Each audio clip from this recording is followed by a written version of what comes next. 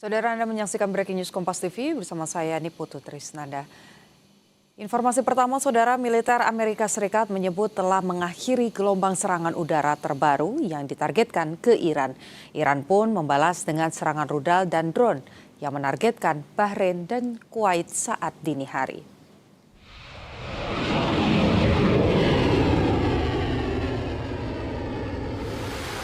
Serangan balasan berhari-hari antara Amerika dan Iran di seluruh Timur Tengah dan ancaman baru terhadap Selat Hormuz telah menghancurkan kesepakatan gencatan senjata sementara antar keduanya.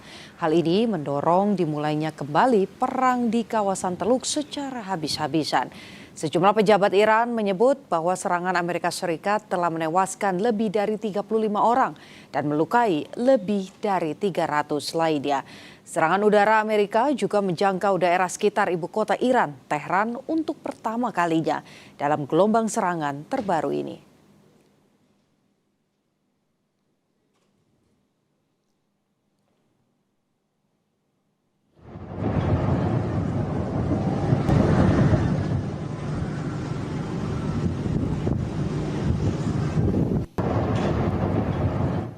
Asap mengepul di pelabuhan Bandar Abbas Iran dan bangunan-bangunan di sekitarnya. Kepulan asap menyelimuti pelabuhan Bandar Abbas bersamaan dengan Amerika Serikat yang mengonfirmasi serangan terbarunya ke Iran. Komando Pusat Amerika Serikat menyatakan serangan tersebut bertujuan untuk semakin melemahkan kemampuan militer Iran.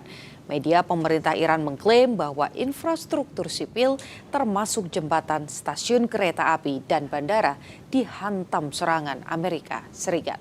2 jembatan dilaporkan hancur dan 7 orang tewas dalam serangan ini.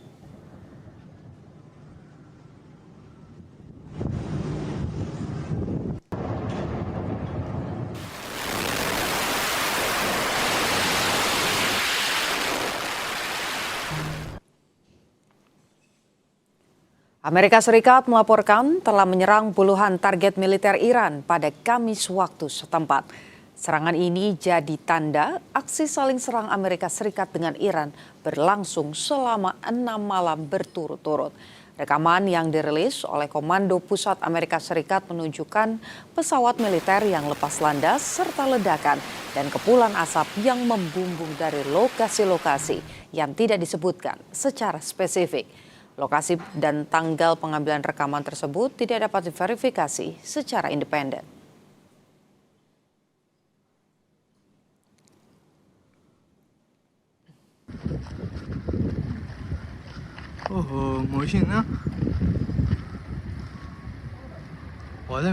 Sebuah kendaraan hancur menyusul laporan Amerika Serikat yang mulai menyerang sejumlah jembatan di Iran pada Kamis waktu setempat. Sebelumnya, Trump sempat menyebut akan meluncurkan serangan ke jembatan dan pembangkit listrik di Iran dan meluluh lantahkan Iran, saudara.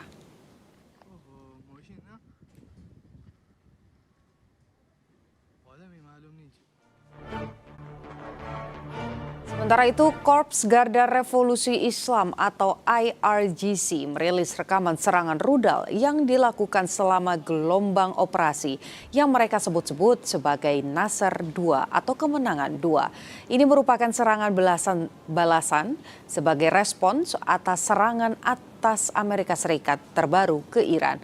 IRGC mengirim rekaman serangan rudal yang dilakukan selama gelombang ke-8, ke-9, dan ke-10. Operasi Nasr 2 atau Kemenangan 2, rekaman ini menunjukkan peluncuran rudal balistik ke target militer Amerika Serikat di Yordania, Kuwait, dan juga Bahrain. Ini seperti diberitakan di situs farnews.id. Menurut IRGC, serangan ini menyasar pangkalan udara milik Amerika Serikat di Yordania sebagai respons atas serangan Amerika Serikat terbaru ke Iran.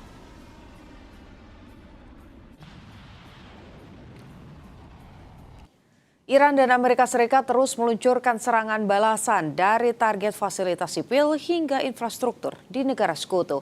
Menurut pakar strategi Pusat Pengkajian dan Penerapan Angkatan Udara sekaligus alumni US Air War College Agung Sasongko-Jati, saat ini kedua negara telah melakukan perang terbuka meskipun tanpa ada pernyataan atau deklarasi resmi. Dan berikut analisanya untuk Anda.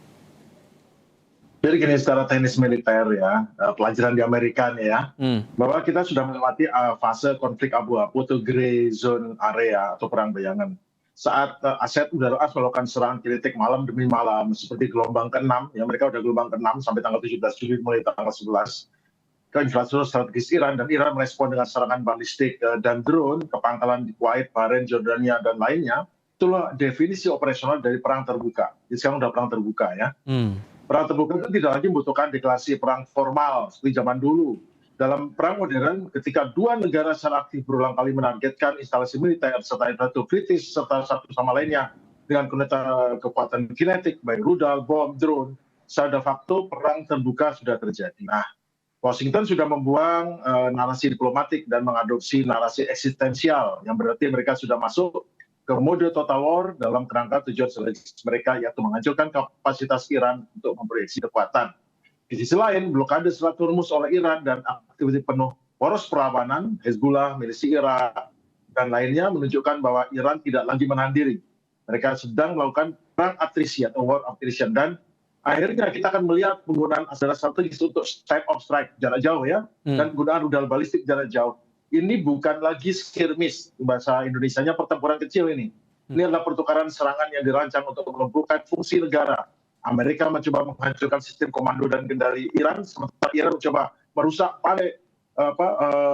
pasukan daripada rantai logistik Amerika di kawasan Teluk. Keduanya adalah target perang terbuka. Kurangnya formalitas deklarasi perang adalah masalah prosedur politik domestik. Namun di lapangan, rules engagement yang berlaku adalah rules engagement daripada perang total atau perang terbuka. Baik, kalau kemudian judulnya perang terbuka, maka akan ada pihak yang ikut campur atau turut serta di situ, atau mungkin faksi yang ikut terlibat di sana, Pak? Ya, coba kita membedah ya, orde pertempurannya atau order of battle istilah bahasa sananya ya. Di Asia Barat, saya nggak bilang Timur Tengah lagi, di Asia Barat saat ini. Kita melihat polarisasi yang sangat tertajam, di mana perang terbuka ini tidak terorganisasi di Iran saja, namun juga meluas ke seluruh teater di Timur Tengah. Istilah baratnya teater ya, atau posisi ya. Nah, pertama kita lihat koalisi barat dan sekutu. Pertama Amerika Serikat sebagai penggerak utama dengan kekuatan Central Command atau Komando Tengah ya, dengan armada kelima Bahrain dan pangkalan-pangkalan di udara di Qatar, Uni Emirat, Kuwait, dan Yordania. Mereka menyediakan dukungan intelijen, bahan baku di udara, dan serangan take-off presisi. Koalisi Barat, sesuai pernyataan mereka menyediakan dukungan logistik, akses intelijen, dan kemudian mereka menyiapkannya di Siprus dan di Laut Arab, jadi tidak langsung terlibat. Israel sendiri sebagai forward-looking partner, Israel terlibat secara aktif untuk perlindungan diri terhadap serangan udara balistik Iran untuk operasi intelijen dan serangan presisi. Dan negara Teluk, meskipun banyak ingin menjaga netralitas, namun secara geografi mereka akan terlibat sebagai pangkalan Amerika. Mereka menjadi target penyangga. Dan pihak kedua yaitu poros perlawanan atau Iran nih, Axis of Resistance. Iran sebagai komando pusat mengerahkan IRGC dan Artes dengan segala macam peralatan rudal dan drone-nya. Itulah menggunakan kekuatan deterrence utama di perbatasan Israel, mampu melakukan serangan roket. Milisi Irak dan Suriah bertugas menyerang pangkalan logistik Amerika di darat, dan Houthi ini fokus pada gangguan maritim di Laut Merah dan serangan rudal hipersonik ke target strategis Laut Merah. Dan akhirnya ini adalah benturan dua blok secara langsung. Ini perlawanan pihak yang tertindas melawan pihak hegemoni, menguasai Timur Tengah selama ini. Iran membuat mereka tidak kelihatan berkuasa lagi, dan akhirnya Iran sadar bahwa mereka tidak bisa menang secara simetris, tembak-tembakan langsung. Mereka menggunakan jaring perlawanan asimetris. Yang terlibat ini bukan sekedar pengikut, namun ini. Sehingga akhirnya perang ini akan jadi sangat mahal bagi Amerika, mahal di bidang militer, mahal di bidang ekonomi, mahal di bidang polisi, dan akhirnya Iran akan mencoba makin larang berlangsung, maka akan makin berkurang kemampuan Amerika untuk menjaga tingkat serangannya. Satu hal lagi, singkat saja, kalau melihat dari segi persenjataan dan logistik dari masing-masing pihak, Iran dan Amerika, seberapa lama kedua belah pihak ini akan saling melancarkan serangan masing-masing, Pak? Ya, jadi saya singkat saja ya. Jadi negara Amerika dan Iran ini sudah berpotensi menjadi negara rudal. Iran memiliki inventaris logistik terbesar di Timur Tengah, Fatah, Qiyam, Sahab, Sofagan. Rudal hipersonik Fatah 2 yang terbaik di dunia, game changer, sehingga bisa menembus pertahanan udara kelas berat seperti Patriot, Aero, dan lainnya. Pertahanan udara meskipun memiliki jet tempur generasi 5, Iran memiliki pertahanan udara berlapis yang sangat kuat, Bafar 37 dan S-300 PFU yang sebetulnya Amerika tidak berani lagi sembarangan masuk ke dalam wilayah Iran, mereka menembak jarak jauh, mengakibatkan rudal jarak jauh Amerika sekarang berkurang pesat. Bunker ini menjadi membuat kekuatan Trump karena banyak yang tidak bisa diajukan di dalam tanah kan, dan desentralisasi mengenai pengendalian. Dan terakhir ada asimetris swamping. Banyak serangan digagalkan, tapi jangan dilihat kegagalannya, dilihat berapa banyak pengorbanan untuk menggagalkan itu.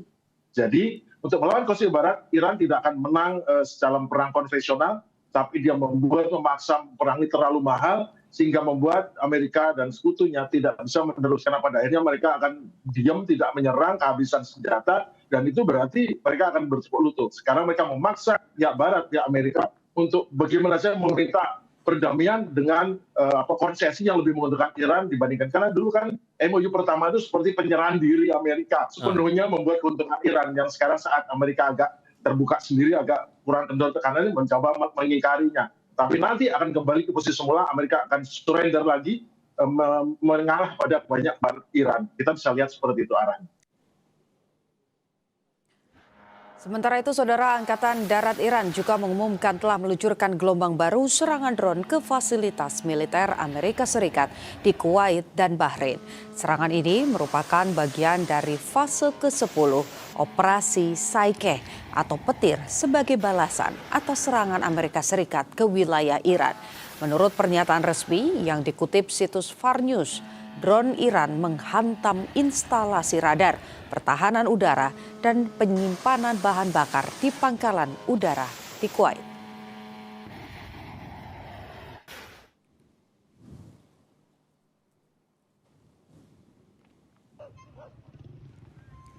Serangan Iran di Kuwait menghantam sistem radar dan landasan peluncuran rudal Amerika Serikat. Serangan ini merupakan balasan atas serangan Amerika Serikat di fasilitas sipil Iran.